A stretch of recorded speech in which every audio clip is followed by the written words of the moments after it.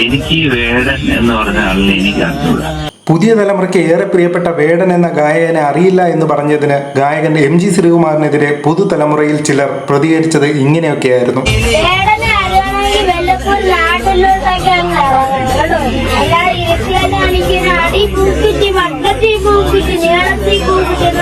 വേടനറിയാൻ പറ്റത്തില്ല.